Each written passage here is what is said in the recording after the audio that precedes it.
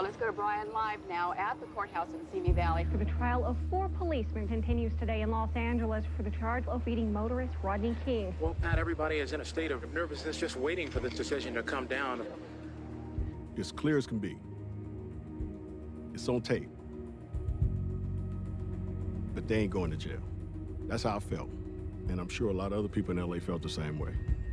Not guilty of the crime of assault by force likely to produce great bodily injury and with a deadly weapon. We were really taken back by what we saw in the courtroom. Technical, political nonsense. This is nonsense. It's crap. It's terrible. The jury gave the okay to continue to abuse and oppress and suppress black people in this country. You know, you're looking at a team that has, 80%, 85% African American on it. So all of us probably have gone through some incident with LAPD. Let's get going here. There was a lot going on off the court that day, but we had our work cut out for us. The team was in the first round of the playoffs. The Lakers trail in this 5-game series 2-0. There is no tomorrow if they lose tonight. I remember like it was yesterday, the sort of hubbub building through the forum, that shit was going down outside. Departing the forum tonight, go westbound on Manchester or north on Prairie. I'm in the game thinking of, did I hear what I think I just heard about going a certain direction? Don't go east? No good. Rebound, Drexler, no. At the buzzer, the Lakers win. We win the game, and they told us that there were rioting going on outside, so you might want to take a different route home. It was crazy. Give us as wide a shot as we can. I don't see how we could play a game here with the situation the way it is. It's just too dangerous for people. We had to move to Vegas and play in Vegas against Portland. The best of a bad situation, moving the game from Los Angeles to Las Vegas. Now the Lakers are totally displaced, and they lose. That was a tough one to take. Back home in Inglewood, you see in the aftermath, I still was upset. The fires continue to burn in various pockets of the community. The fellow told us a little while ago, if we have to burn it down, we'll burn it down to make our point, and we'll start all over. There wasn't no rich people looting. I promise you that. We're already at the bottom. What else can we do? Nothing but violence. It came to that point where people were just tired of it. I'm not condoning any violence whatsoever, but I understood. I feel like I feel. I'm not going to, sugarcoat it. I can hear Byron saying, I know how they feel. Yeah, I said it. I meant it. End of the story. And I got some backlash for that. People have a hard time dealing with racial justice in America. They don't want to hear an NBA player. They don't want to hear anybody say anything that might be sympathetic to people they are identifying as the rioters. I think we pretty much accepted that's the way it was. You play basketball, stick to basketball. Byron Scott was a product of this environment. He had watched police violence happen for years and years and years, and because he made it successfully, he's supposed to turn a blind eye to it. He understood how we felt. Because he's one of us, we one of him. Sometimes you get lambasted for telling the truth, but if it's the truth, then you have nothing to be ashamed of. California love. California, no sort of body. California. There he is, his first shot as an owner. You think he likes it? California. At this moment, I can't believe it. What's the future? Want to replace your father at the top? Yeah.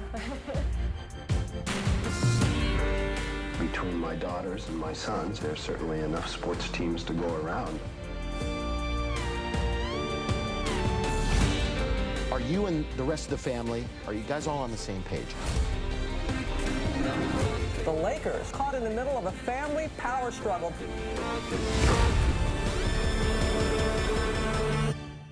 I think I've really left them with something.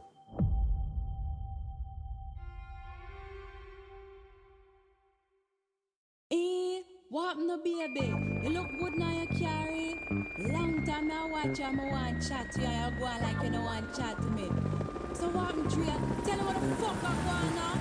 Creeping down the back street on D's. I bet my Glock cock, cause niggas want these. No soon as I said it, seems I got sweated by some nigga with a Tech 9 trying to take mine. You wanna make nothing that has happened to Rodney King is new.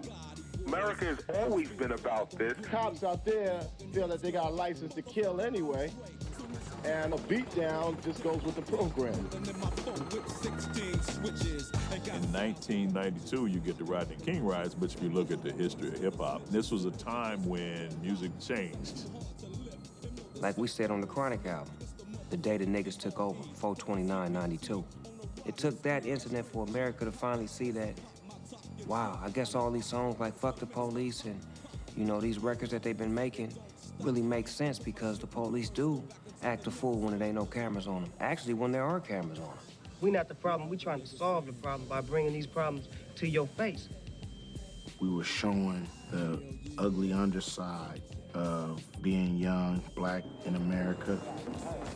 And people far beyond the black community are actually listening to this music. Their rhyming lyrics to a thundering beat are angry, violent, and profane. We were a mirror to what was going on, and instead of solving the problem, people wanted to break the mirror. Honestly, looking back on it, that's part of hip-hop's appeal, is that it was notorious.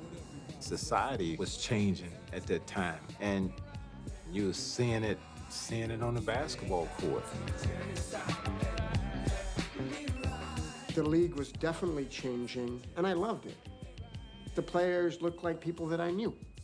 They dressed like the hip-hop community in Los Angeles. It was cool to see hip-hop and the NBA merge and grow together. Welcome to the 1993 NBA Draft. The Lakers needed a point guard, but you're spoiled. You're looking for the next Magic. I think Jerry West was just going to take the best player he could get. Now, the Los Angeles Lakers selected while we were away Nick Van Exel, the excellent point guard out of Cincinnati, although his stock, as you can tell by where he was selected, has slipped. Nick had a chip on his shoulder. You want a guy with a chip. It's just, the question is can you channel it?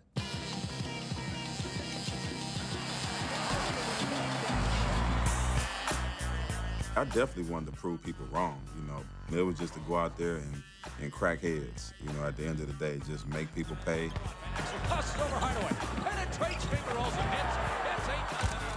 That's my guy. I remember when the Lakers got him. We used to go over his house and hang out, you know what I'm saying, and do what grown folks do. You understand me? Before the season, during the season, and after the season. Nick was just a baller. You know, some guys come in and they're not scared of anything. I loved Nick the Quick. I loved the shave thing in his eyebrow. That was just what we did in my hometown. That was our thing. You know, Big Daddy Kane, Kwame, you know, those guys putting 2 parts in the eyebrow, so that's what we did. These players are younger and they have their own style, and that style was very much rooted in hip-hop culture.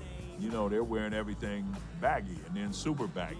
Eddie Jones from Temple University. When I got drafted, the whole dress code of baggy shorts, long jerseys out. You know, we were trying our best to get, you know, an inch here, an inch there. The shorts that you guys wore are not the shorts you see guys wearing today. Change and evolution clearly was happening. Players getting more power. The game prior to Michael Jordan didn't have this flair of individuality. More of a league based on superstars rather than on super teams. Guys would dunk, showboating. After they make a long shot, they look at the bench and point at you. And I was like, I never saw that. The music probably has something to do with it as far as being a little bit more like, it's a show. We're gonna talk a little trash to you. 20-year-old kids, hip-hop is running the world. That's how we got hyped up to go out and play. You know, Mary J. Blige is there. You know, Snoop Dogg's there. You know, Dre's there. You wake up in the morning, you start listening to their music, getting ready for the game. You want to put a show on for them. Our music got them going just like the way they played got us going. So I'm like bonding with these guys. You know what I'm saying? I'm like, oh, we got a nice squad. We're gonna be all right. They young, they get down, they killers, they move, they shoot, they talk shit, they back it up. You know, they was giving us some great games. Now one of the youngest teams in the NBA, the new Lakers, must establish an identity of their own and find a way to continue the legacy of the great teams of the past. Way we're like, we want to make a name for ourselves. We say, we're not Showtime anymore, we're the Lake Show.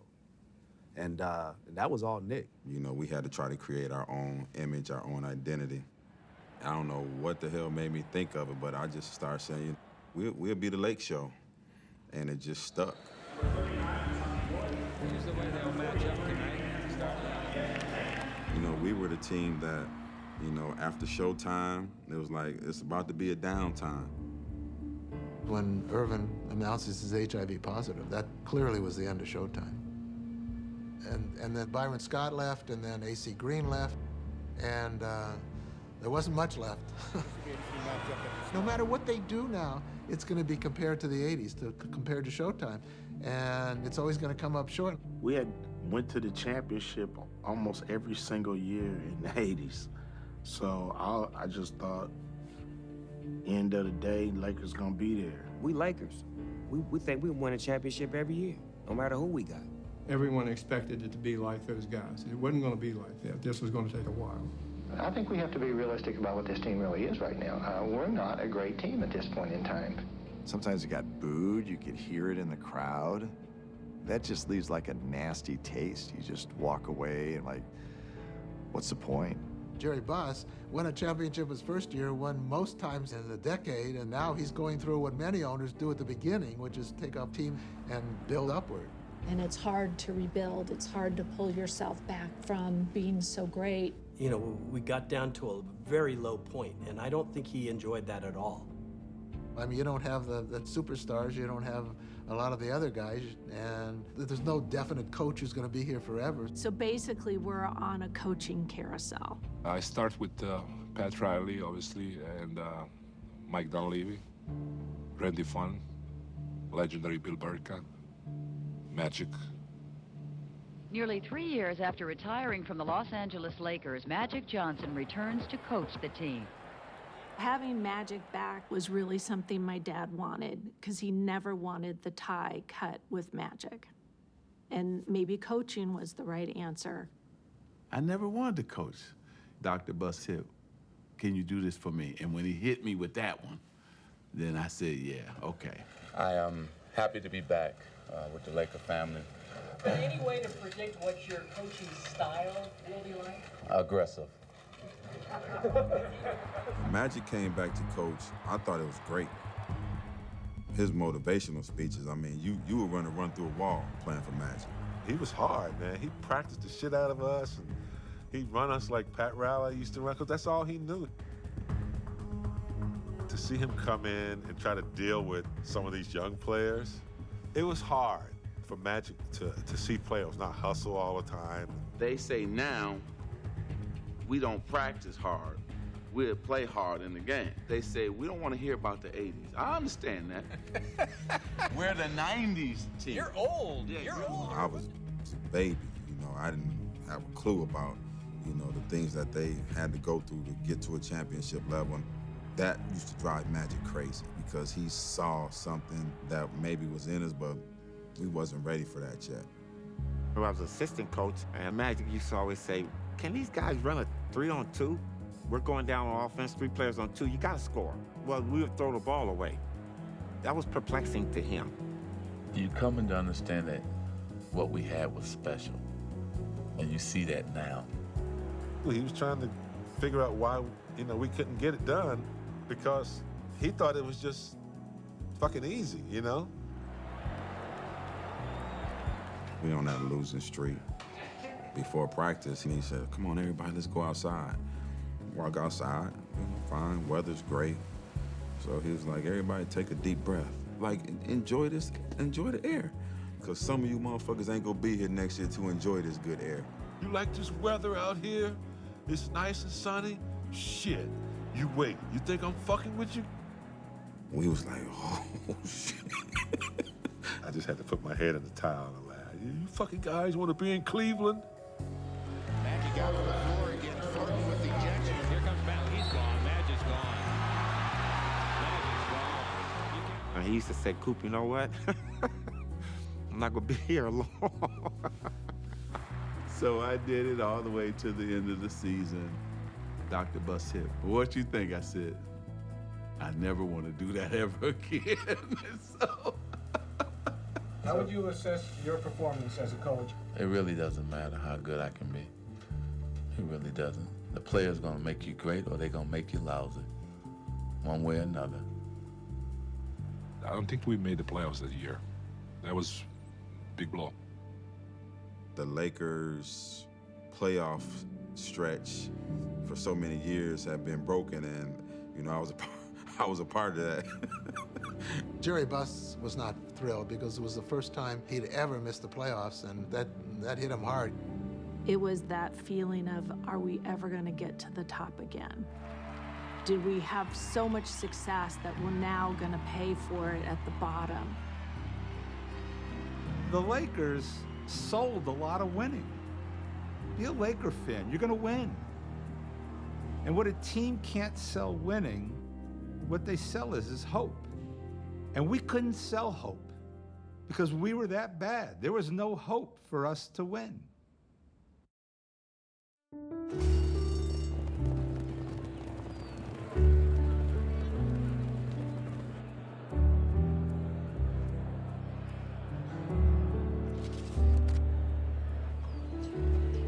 I like the mornings, I like the afternoons, I like the people, and I love the animals. And that's what you're surrounded with all the time. When you're dealing with horses, you are just really focused. All of a sudden, it's years later, and you don't even know. So it was hard for me to sit there and go, I wonder what's happening over at the Forum. You know, Hollywood Park was right next door to the Forum. So then I could train horses there and then go over and eat dinner with my dad at the Forum Club. He'd get the racing form and look at my horses and say, you know, you might want to do this with this one. So we were just probably best friends more than father-son, maybe. It's close. I mean, my brother was a wild man, you know? I mean, he was the partier. You know, my father didn't help that. Dad's going out to this club. Let's go. He taught him how to gamble. My dad wanted that partner, and Jimmy was his partner for that. You know, the horse racing business, it was coming off of its peak. You could see it was declining. If it was something that was raking in a lot of dough, I think we'd still have a stable. But I think my dad wanted Jimmy to find something that fit more what he wanted the family to focus on as opposed to the horses. You said it was time for me to understand the basketball business, and can you come back? And I said, in its heartbeat. He said, I want you to work with Jerry West so you can learn. And I said, well, what am I learning? Well, one of the most important things is scouting. If you were going to learn how to scout, you would learn from Jerry West because he is one of the best, if not the best ever. Do you know how many people want that job? You know, Jim was chosen to learn that part of the business. Salary caps and contracts, it was kind of a whole mathematical thing, and Jimmy is really good with numbers. I like to apply math to, you know, sports, obviously, or anything else like that. Now, was he going to be successful? Well, that kind of comes down to individuality. The Lakers are losing, Magic's retired, so my dad wanted to bring us back together as a family because that's where he drew his strength. But at that point, my siblings and I really didn't spend all that much time together. We came together for family events, which weren't very often. We just didn't really have similar lifestyles. After my divorce, I felt such a sense of relief. I was free to pursue the things that I was interested in doing for myself. I was over 30, comfortable in who I was, in my sexuality, being a woman. And I'd always admired the women who posed in Playboy. I admired the magazine. I knew Hugh Hefner through my dad. And I thought, I would like to see if I would be considered for the magazine. And I didn't tell my dad because I didn't want him to call in a favor. I went through the test photo shoot and I was accepted. 'Cause all I wanna do is have some fun. I got a feeling I'm not the only one. All I wanna do. I took my pictures at the Forum, which was unusual. As a woman in this business for all these years, I've always felt left out in terms of not being able to go into the locker room and not knowing that feeling of camaraderie. And so to me, that was mysterious and sexy to go into the locker room and, make believe. Finally, when I told my dad, he had no idea. He said the funniest thing. He said, it's the first issue of Playboy magazine I haven't read in 26 years. You wouldn't look at it? No, he would not look at it. It was something that I was very proud of. It was empowering for me to express my sexuality in a way that I wanted to. When she posed for Playboy, I was aghast. I was concerned. Would the promoters, would the agents and the managers look at her differently?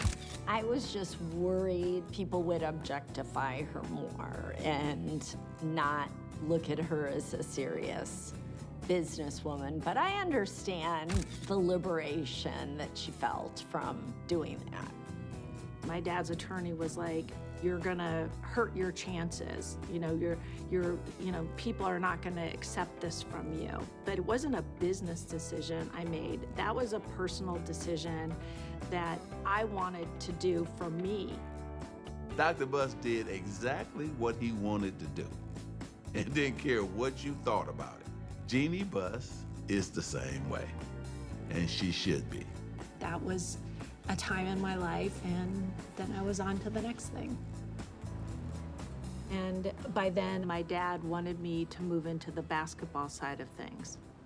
And in 1995, I was named an alternate governor of the Lakers. Joining the board was a huge step to really understanding how this business works. Jeannie and I and the guys from Sacramento were the only ones that, felt like we were under 80 years old. That generation didn't take kindly to women in the boardroom. In a room of 100 people, there might have been 2 other women besides me. I was in line at the buffet, loading up my plate, and all of a sudden someone grabs my butt. At first I was like so shocked, and then I was embarrassed. You feel violated, like a piece of dirt. I remember when it happened to me like it was yesterday, and it's got to be 35 years ago. I didn't take it so much as a sexual advance, but more like a putting me in my place. You don't get a seat at the table. You're just a piece of ass. I didn't know about that. Holy crap. Really? That's horrible. Did my dad know? I think it would have hurt him too much for me to tell him. I didn't really want to tell anybody. That's what happens to you. You're ashamed that it happened. But as time went on, I realized that, it's not my shame to carry. It made me more determined than ever to be successful in the business. I saw this woman emerge in confidence. So I started to think about leaving. And so now her position as the general manager of the Forum was available. My dad said, as your boss, I would like to offer you the job. As your father, I'm recommending you don't take it. You will have no social life. Running the building was a huge responsibility. It's 200 plus nights a year, long days, and that was challenging. It was a lot of work, but the thing that I gravitated to the most was creating success for myself in the family business. My father was taking a little bit more time off at that time, so he just wanted everything in place. He called me in and said, "Hey, John, do you know anything about women's basketball?" And I go, not a thing. He says, "Well, me neither." I am pleased to announce that the Board of Governors approves the concept of the NBA establishing the Women's National Basketball Association. And he said, David Stern called, and they're starting a women's league. And it would be great if I knew that you would be okay heading up a WNBA team. I mean, I just felt like, should I even do this? Everything that had happened, the fallout of the lasers, I was racing, I was doing music, I had gotten married, I was, trying to find my way. I just liked the enjoyment of a nice, quiet life. I didn't like being in the limelight. But, I miss being involved in something big. I was ready. I was ready to commit myself to women's basketball.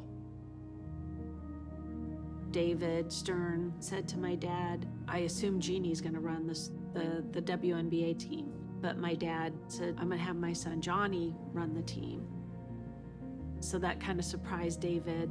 You'd hear, why wasn't Jeannie the one to, she's the woman in the business. To have a woman run a women's team really would have been special. I didn't sit there and say, oh, well, why don't you give it to Jeannie? Why are you picking me to do it? And I just jumped at the chance, not even thinking about who else might have been chosen for the WNBA.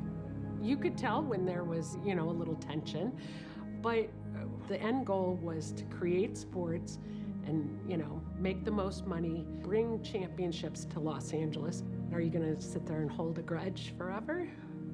I hope not. Hey, Tupac, what's up? A little disappointed in the Lakers tonight? No, not at all. They played their best. It was a good game. Yeah? Happy the Lakers back? When they lost in '94, I think people kind of sat down and thought this could be a long haul. The Lakers could just be another team, although it's hard to envision after living through Showtime. I mean, for me, it was an exercise in how the other half lives. It wasn't exciting. It wasn't the same. Ticket sales dropped. In '94, in terms of attendance, it was the lowest since Jerry Buss bought the team. The building did not sell out. I would say it was, 70% capacity, a lot of empty seats. I wasn't struck by its emptiness so much as its lack of energy and way reduced star power. I remember a lot of people fell off, people didn't care as much. It wasn't like when the Lakers when they repeated in '88 or whatever, you know what I mean? Who wants to come and watch, guys lose ball games? In the minds of the public, they're spoiled. They had seen so much success, and if they didn't win a championship, it was a bad year. Every other owner had businesses, cruise lines, that kind of thing. My dad did. This was it. This was the only one. When you have everything leveraged. Every game was so important because we needed to win, we needed to keep this up. We weren't selling tickets. We couldn't raise ticket prices. That was not the model that my dad wanted to operate under. We were gonna have to figure it out. Jerry West sees this really young team, and so he brings in a brilliant coach to teach these young guys how to actually play the game. Coaching is the most exciting thing you can do legally. I was really glad to be able to take a young team. I was a teacher first, coach second. Him being my friend and someone I've known a long time really had nothing to do with it. He's one of the smartest basketball minds I have ever been involved with in my life. Incredibly smart. He's probably known as the most intellectual of the coaches, so I find that easy to relate to, and I enjoy talking to him. He was just an old school kind of guy. And I was like, who is this guy? I'm Lieutenant Frank Drebin, Police Squad. Leslie Nielsen, that was my first impression. It's a little weird dude. You talk about coaching during a cultural change. Del Harris, underneath his left shoulder, he showed it to us today. Thank you very much. He even got a tattoo, trying to be cool with the guys. I just like to think I'm an adjustable person. You know, you roll with it.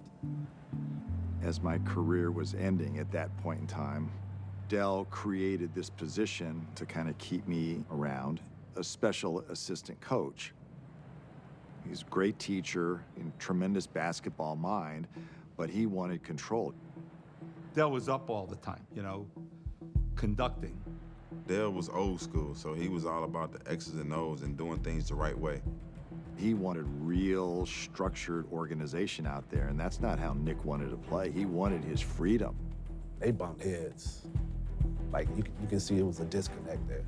There were times where I may do something on the court. Nick rides it up and in with a masterful fake. Up and under his arm. Do a little dance or something, and he's hollering, get back on defense, get back on defense. We have a really talented, competitive, gritty point guard that doesn't like to be told what to do. Well, that's what the head coach does. When you're young and you go into sports, you don't know shit. You just playing. I was just out there hooping. He probably felt we was playing more, you know, bad basketball than good basketball, and he's just trying to hone it in. Just calm down, calm down. He got labeled as having a bad attitude. Yeah, I think it's a bunch of bullshit. You know, stereotypes people give you. People just see, you know, through the camera lens, through the TV, you just going crazy, always jabbing at the referee. Be careful, there's the team. Boy, this guy's got a short temper. Baby-ass temper tantrums. That's what they see. You have a clash on the court with Del. He said he was trying to get my attention, but he said I ignored him. He pulled me out the game, like in the first quarter. And we got into this argument, and of course the media blew it up. It was blown up, being bigger than it was. You know, my stubbornness would always be like, say something first, and then shut up, you know, as opposed to just don't say anything. I didn't like authority. Because I never had that. I never had nobody say, sit your ass down. I didn't have that. I grew up in a single-parent home. My mom worked second shift, didn't have a father figure, and pretty much raised myself.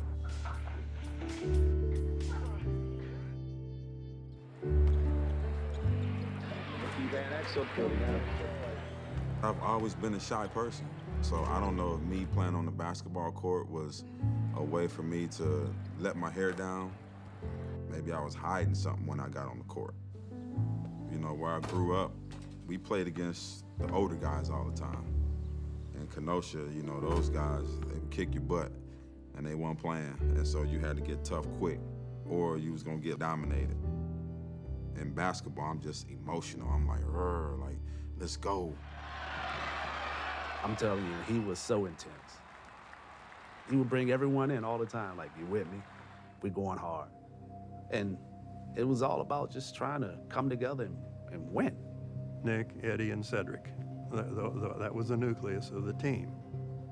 It was a great roster, I'm telling you. That second year in LA, we were a tight bunch. Guys, you know, looked out for each other on and off the court. We played a lot better that second year.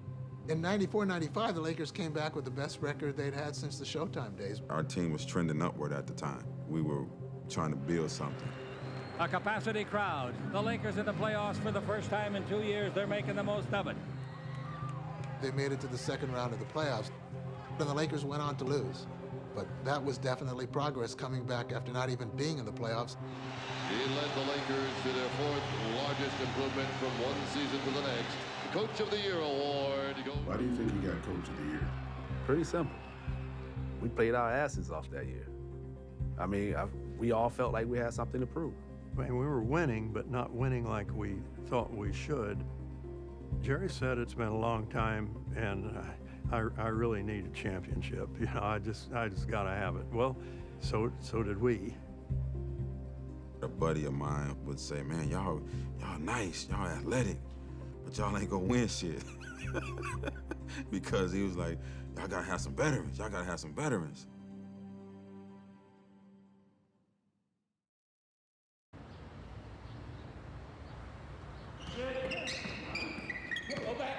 We played with Magic all summer long at UCLA, and it's like, man, Magic still can play. You know, he came out in '79. There's no way that this dude can do this at that age. He was still running the pros out of there.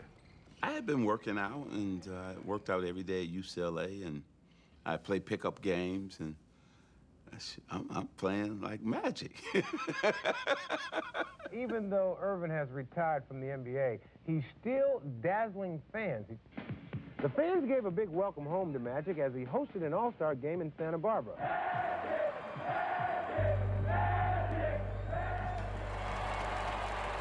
None of us from the beginning understood that there was a difference between HIV and AIDS. We thought it was the same thing.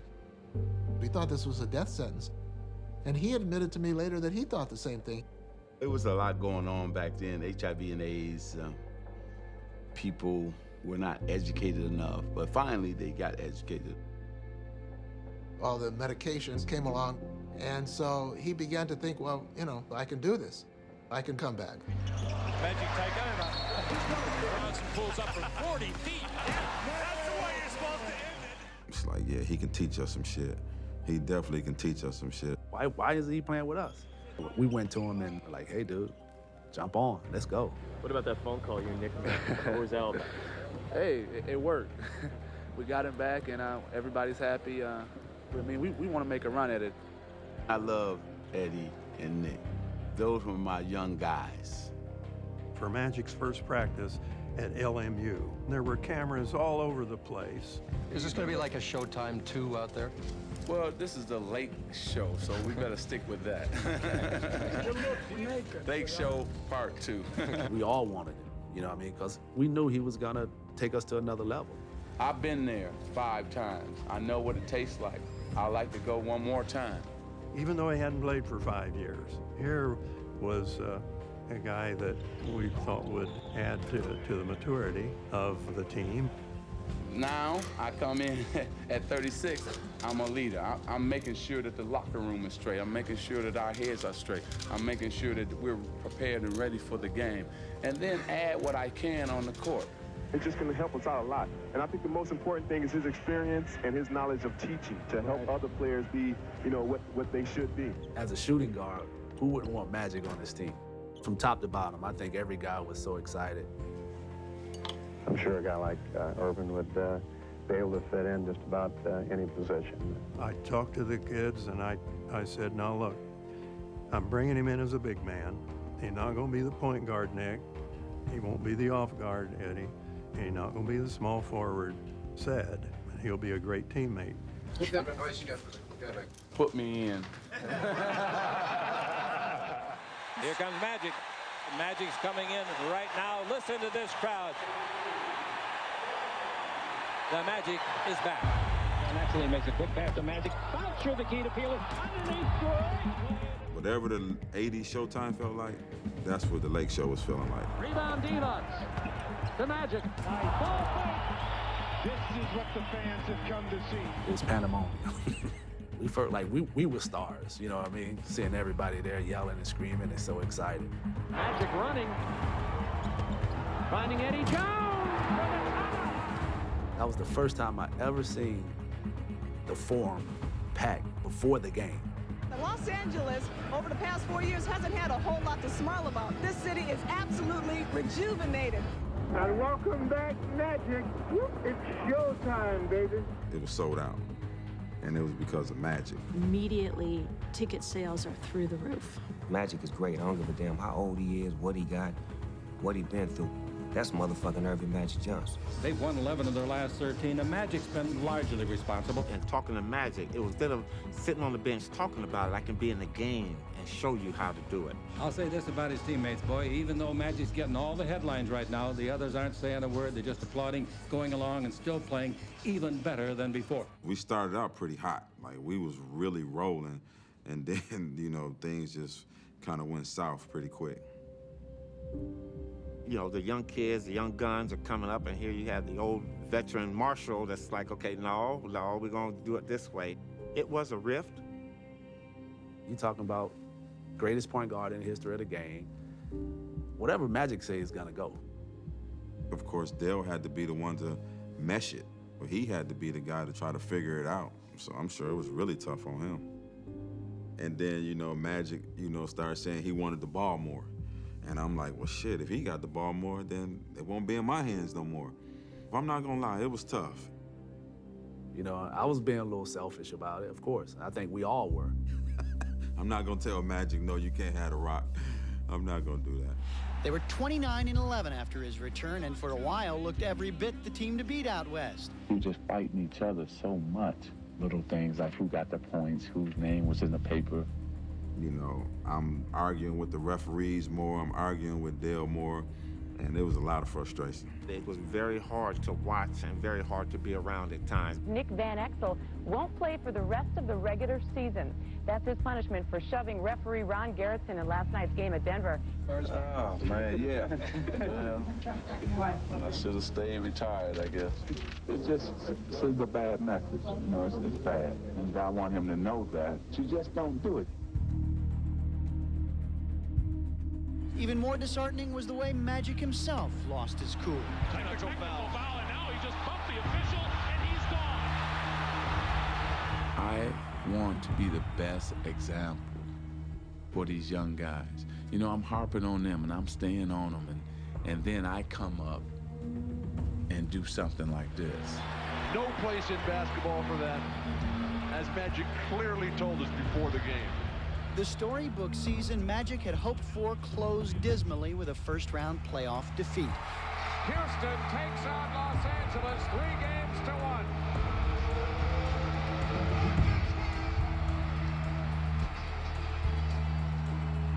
We got on the plane after we lost. He was in tears. I was in tears because I knew it was over. That was it. When Magic's comeback didn't work, I think that's when we finally accepted that Showtime was over.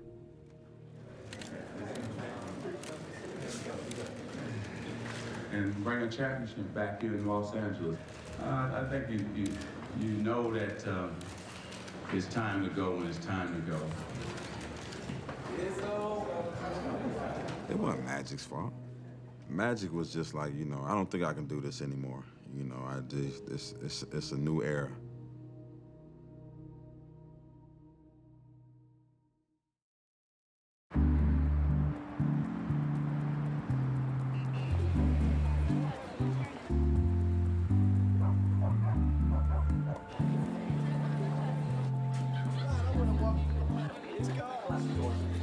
Everyone is speaking arts. I'm about to give a oral presentation, 2.5 minutes, 3 minutes.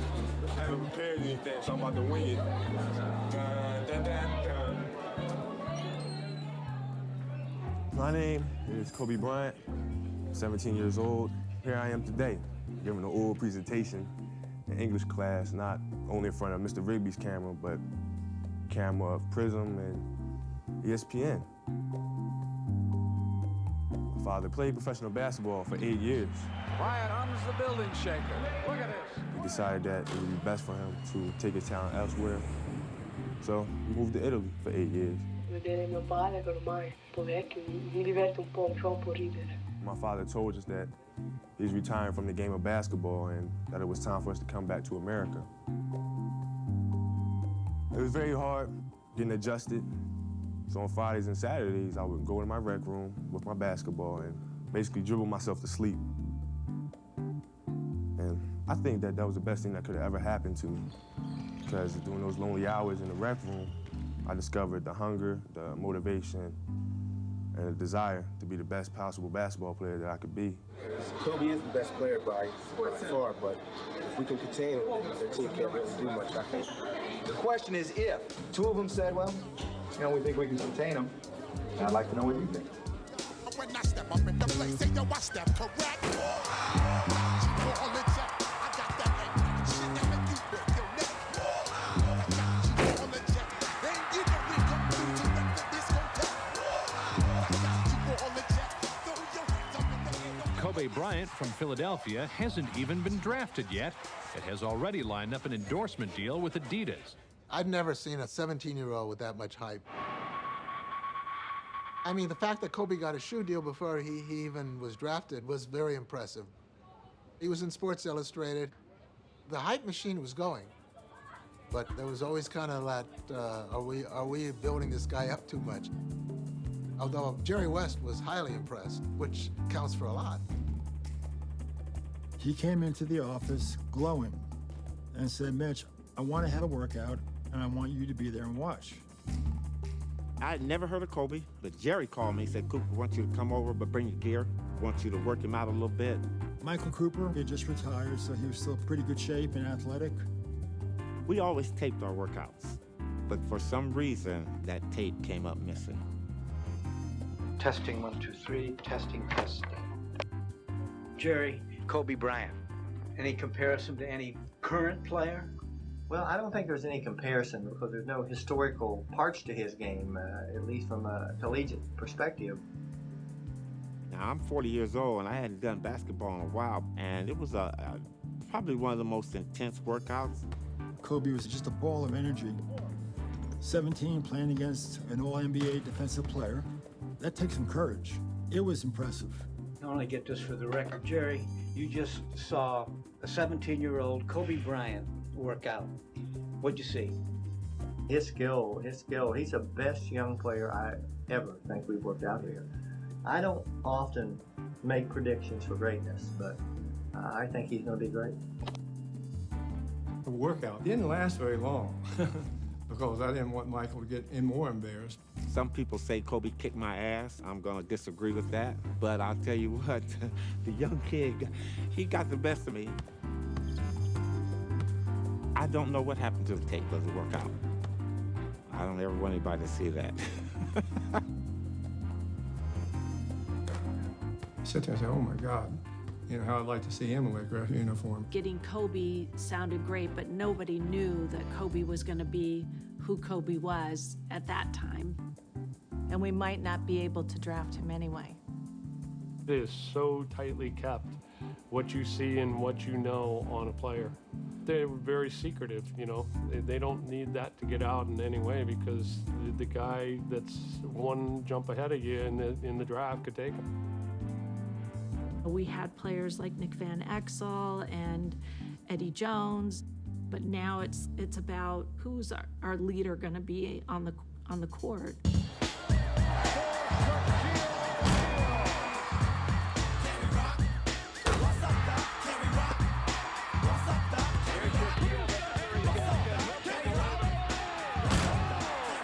Our next guest is a four-time NBA All-Star and the starting center for the Orlando Magic, Shaquille O'Neal. Are you going to be a member of the Orlando Magic next season? I'll be a free agent come July 1st. He was the biggest, most dominant player in the league. Shaquille, bounce pass, Hardaway, got it back! Even though there were other really good free agents out there, he was the one that would supply everything that the Lakers needed. He's 7'1", 300 pounds, strength, finesse, a $42 million contract, and a license to print more money. You out! ABC ya. Bye. There was no one able to stop him. I don't care who you were. It was not one individual that could stop him alone. Not even Vlade. Even though I love Vlade, but Vlade had no chance. Shaq works on Devon, 12 to shoot, backs in, baseline, layup. I realize how strong he is. You're pushing, but he's not moving. Even if you send a double team on Shaq, I'll never forget running down to double him. He would just move you out of the way, lay it in. I'm the boss. When it comes to money, I'm like Dick the Boss.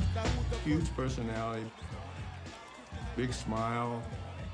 He had Los Angeles written all over him. LA is the land of superheroes, and that's the Superman.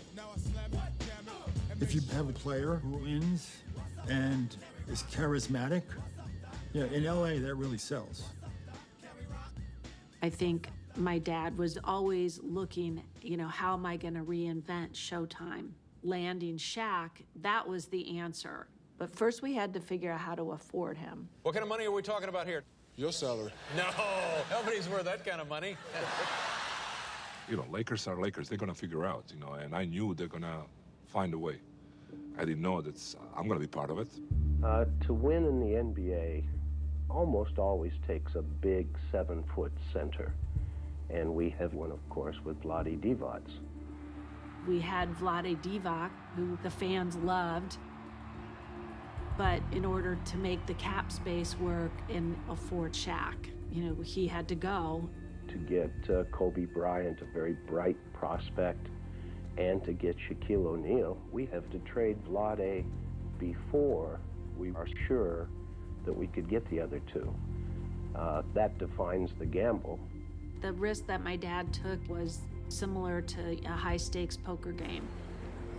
You put your chips in the pot and you hope that you had the cards to win the whole thing. When Jerry Buss was a massive gambler. Stay very humble, be very cautious, and only play when you have the best hand.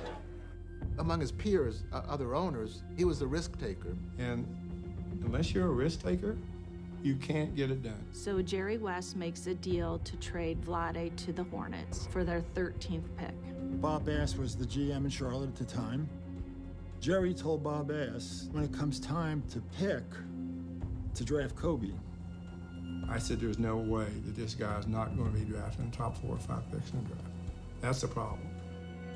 And we had to get past a certain date to pursue Shaquille, so we couldn't consummate the deal right away. There were several problems, actually. The best young players in the world stand at the doorstep to the big time. It is the 1996 NBA Draft. That was intense, because we didn't know if Kobe would fall to where we were going to pick at. With the first pick, the Philadelphia 76ers select Allen Iverson. With the second pick, Marcus Camby. The gamble was, here, I'm going to give you $100. You go to Las Vegas. You go and play one-handed blackjack. You lose it, you gamble. Sharif Abdul-Rahim. Stephon Marbury. I don't believe in gambles. I believe in risk. Ray Allen, Antoine Walker, Lorenzen Wright. People passed him. It wasn't in vogue to draft high school kids. It was not.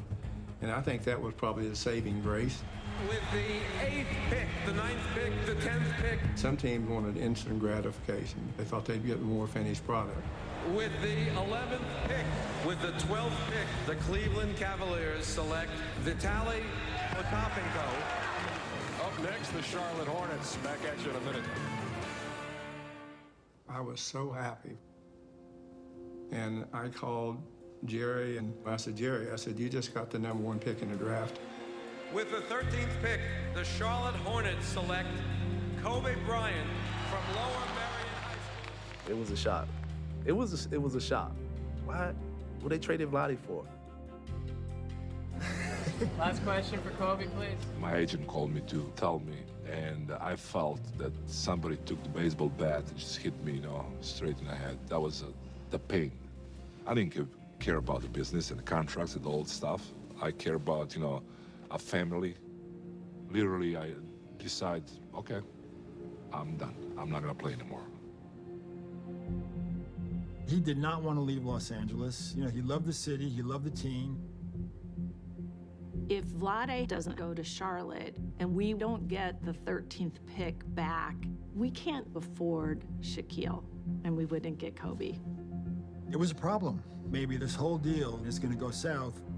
It was pretty intense, and Jerry, he was a mess. So my dad tells Vlade, you'll always be family, but this is what's best for the Lakers. Vlade said, well, if it's going to make the Lakers better, then it's all right. So I went there and tried, and I found something that could work.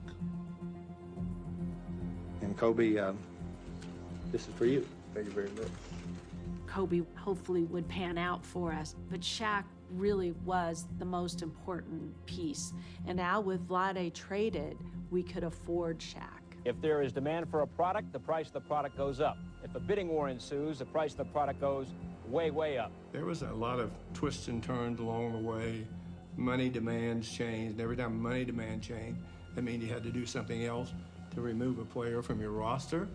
Dr. Buss would talk to Jerry, and Jerry would talk to Dr. Buss. He'd ask me questions about where we're going, and I said, well, we have to trade these players. And he'd, oh my gosh, they're pretty good players. And I said, yes, but look, you can trade your whole team, and this guy's worth it. Now free agents started signing with other teams, and there was really no other backup plan. My dad was trying to teach me that in poker, if you rush a hand when it's not ready, you'll probably fail. The Tampa Tribune reports the Lakers are now prepared to offer O'Neal a 7-year deal worth just over $117 million, and they could go as high as $140 million. I'm just waiting, and I just want a fair, good deal. You have to be patient, and you have to wait for the right cards. The Tampa Tribune reports Shaq turned down a 7-year, $119 million deal from the Magic. But once you get the right cards, then you have to go all in and play the hand. We finally got to a point where we could do the deal. I went to Atlanta in a hotel room, the 90th floor or something, and I was looking out the window. I said, if he doesn't get here, that's a long fall.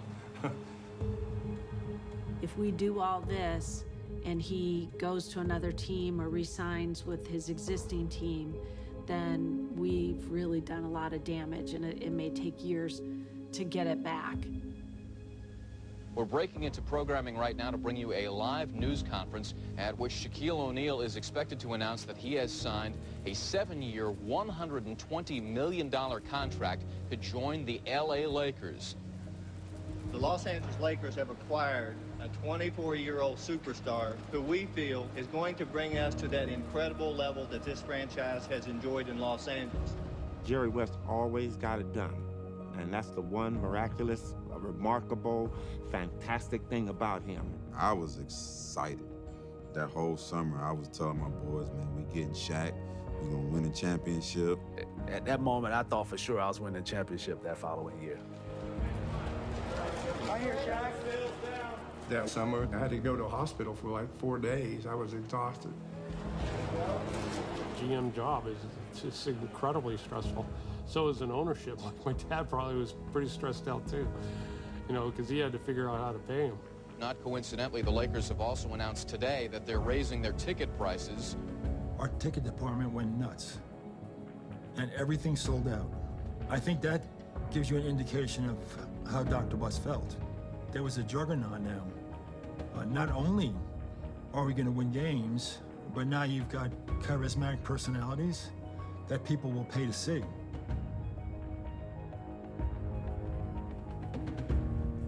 Oh, shit. Got camera on my face.